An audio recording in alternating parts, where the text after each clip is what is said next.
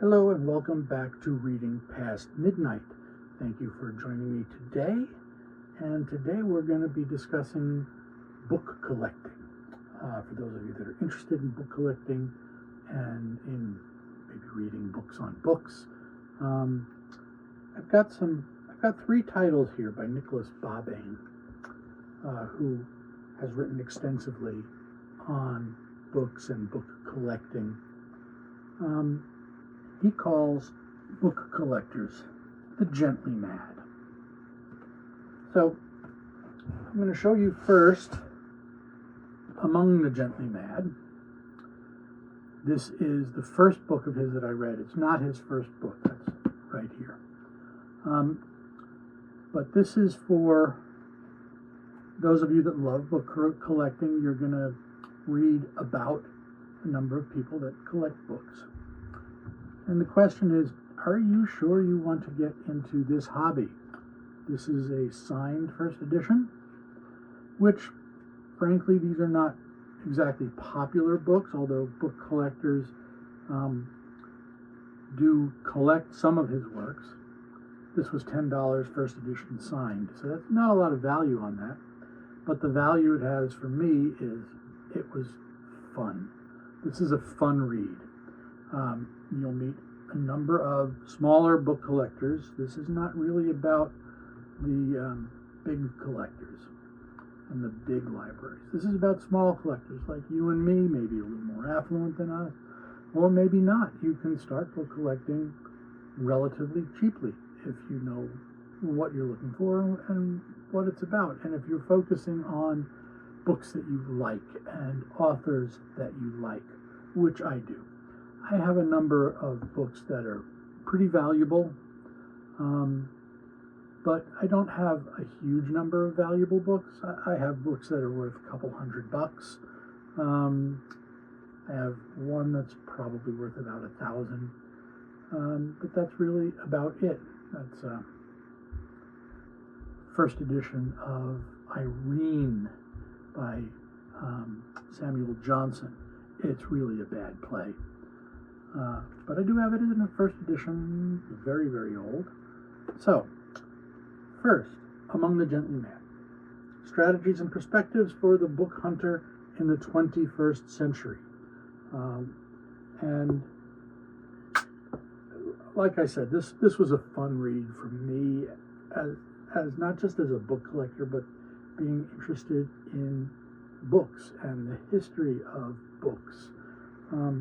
And then reading about other people who are a little nuts like me.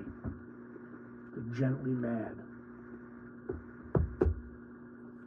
This was his first book on books, A Gentle Madness. This is a long book, 600 pages, maybe 50 pages of notes on that. This is about serious book collectors, mostly who had serious money to collect it. So you will find out, you'll read a little bit about first editions of Shakespeare's work, the first folio, which I have in facsimile, and you're going to hear about the Rosenbachs, who were agents that collected for other people. They would be assigned to find a book and a price range, and they would buy stuff at auction, and they became collectors themselves because there was some things that were just too good to pass along to other people. I understand that. I don't have any of those books, but it's fun to read about them. You'll learn about the history of different libraries that were built by collectors and then donated to various universities, who very often now don't want new collections because they have so many books that have been donated. They really only are looking for extremely valuable and rare pieces. And these are collections of extremely valuable and rare pieces. A Gentle Madness. His second book, and this is also one I quite liked, Patience and Fortitude. A roving chronicle of book people, book places, and book culture. I think this is the one where he talks a little bit about Hay on Wye in England, a town that's built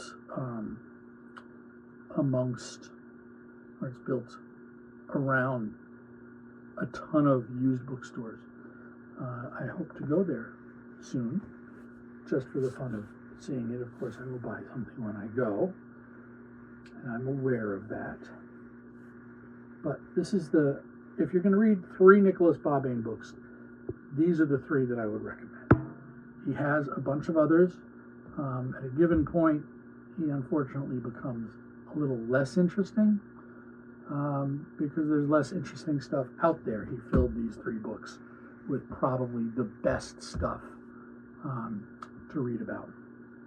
For you that are book collectors, you're probably aware this is a remainder mark, which means that this book is pretty much worthless to someone who is going to be a collector. I have 2 copies of this because of that.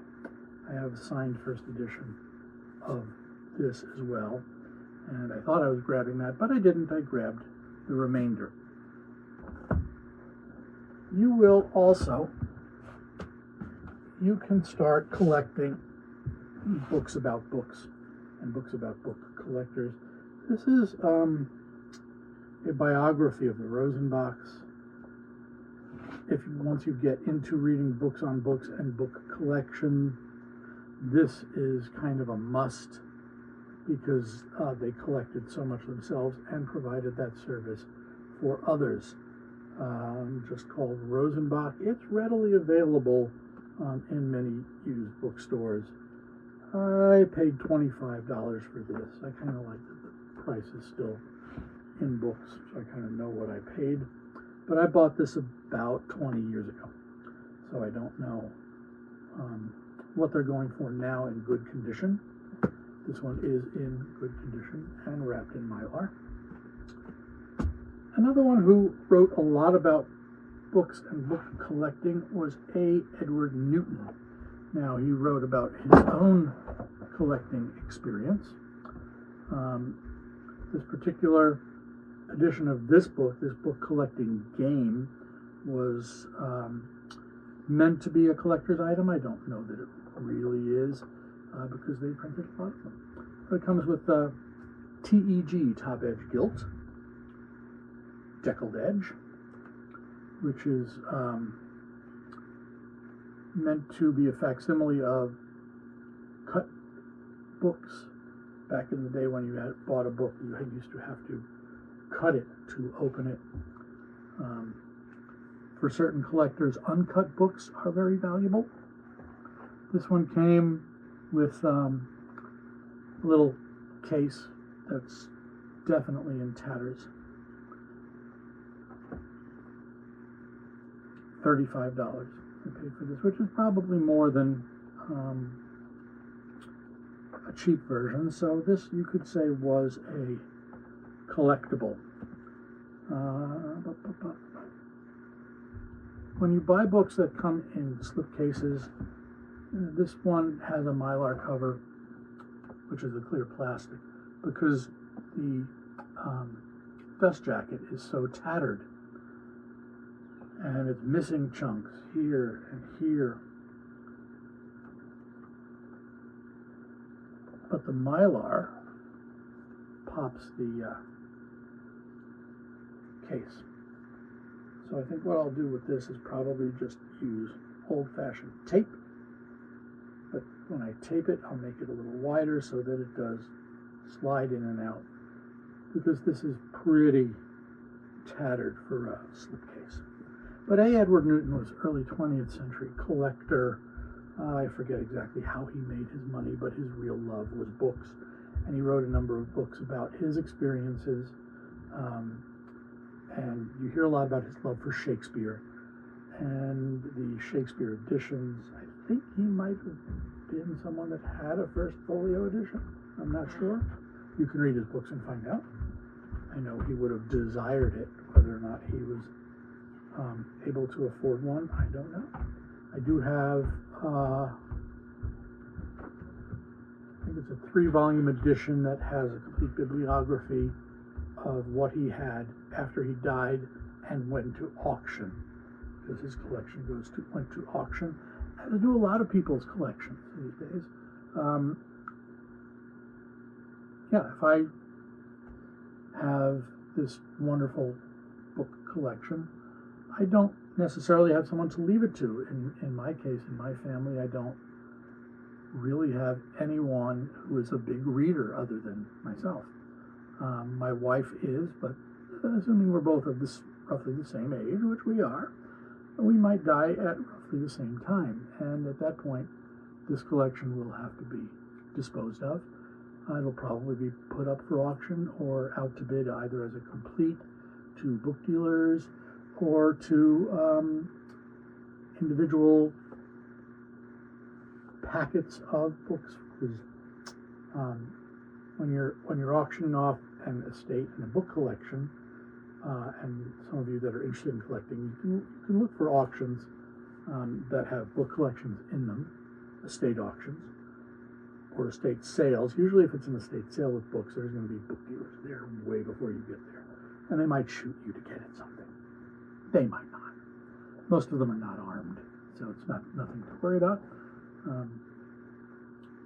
But if you find a local auction, an auction house, just kind of keep track of what's there, and you'll see collections come up with books, and you may be able to bid on the whole library, which may be more than you ever wanted, or you may be able to bid on individual pieces, maybe like this, or you might bid on a box of books, and it may only have a few things that you're interested in it, but it might be worth it to bid for that box because those few books may be valuable to you. And I have bought books from auction like that, where I bought a box of books and it had 2 or 3 that I was really interested in. But nobody else was particularly bidding on them. They went for a very low price. I got what I wanted, and I passed the rest on either to a library or to a book dealer that wanted it, or to recycling. It's a really common book. So just a little notes and tidbits about book collecting. Know your budget. Don't borrow money to buy books. Don't borrow money. Don't get in debt, because in the long run, you're not going to make money collecting books unless you're a dealer. And that's a whole different story. Rosenbach was a dealer, but there you can be a dealer on a very different level. Also, get to know the used bookstores in your area. Get to know the owners, because they're usually around, and let them know what you're looking for.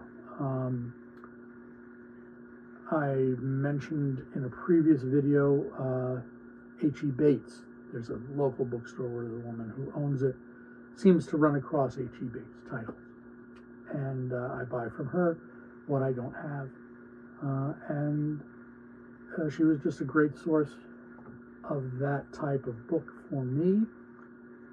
Also, there are other used book dealers in the area that I've gotten to know over the years, and I know kind of what they have, and a number of them have collections elsewhere in storage where they haven't gotten everything priced out in the store yet, and sometimes they have way more in storage than they do in the store. So get to know those people. If they have something, they generally will know if they have it or not. It may be hard for them to find if it's off in a storage area, but it never hurts to ask. I have gotten a couple of hardback editions of Hesse and Kazantzakis from a local book dealer that I know, and I'll probably at some point do a video on his store because it's very unique. Half of it's closed in the winter, which is now. If you're hearing noise in the background, that's my pellet stove. It's January. It's western Massachusetts in the Berkshire Hills. It's cold. Okay, thank you again for coming along this far in the video. If you have, please hit like and subscribe if you haven't done so already. And I appreciate your stopping in at the channel. Thank you very much.